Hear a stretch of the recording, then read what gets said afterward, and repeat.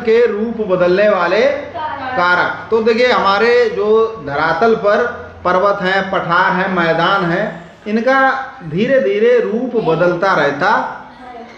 जहाँ कभी सागर था 33 सागर, वहाँ आज हिमालय पर्वत है। जहाँ बड़ी बड़ी पहाड़ियाँ थी वहाँ आज समतल मैदान हो चुके हैं। हम कोई भी पत्थर खुले में छोड़ दें 10-15 साल बाद उसका पता भी नहीं चलता। तो पृथ्वी का जो रूप बदलने वाले बाह्य कारक और आंतरिक कारक, आंतरिक कारक में आते ज्वालामुखी, भूकंप, जो अंदर से ज्वालामुखी फटा, अंदर से लावा निकला, उसकी एक पहाड़ी बन गई, रूप बदल गया, तो ये आंतरिक। लेकिन बाह्य कारकों में, तो बाह्य कारकों में 3 क्रियाएं चलती हैं, एक अपक्षय, एक अपर्दन और एक निक्षेपण। अपक्षय वेदरिंग यानी कि किसी चीज का टूट फूट हो जाना, वो बारिश से, पानी से, या सर्दी से, गर्मी से, सूरज की रोशनी से, पेड़ पौधों से, जैविक कारण, भौतिक कारण कई सारे होते हैं।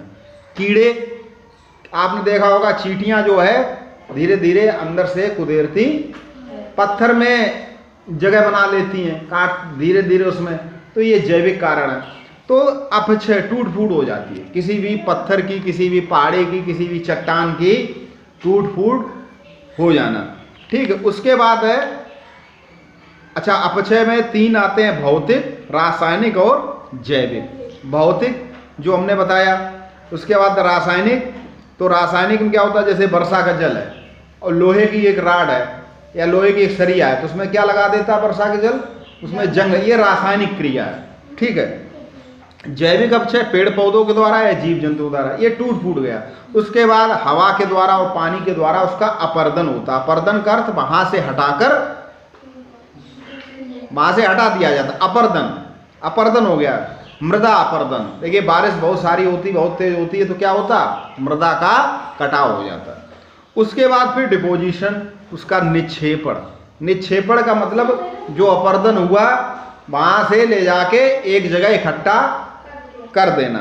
ठीक है, तो जो नदियां बनाती हैं डेल्टा वगैरह, ये भी एक निक्षेपण में आता है।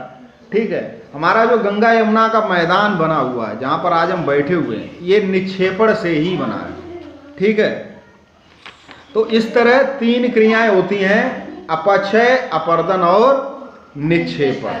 ठीक है।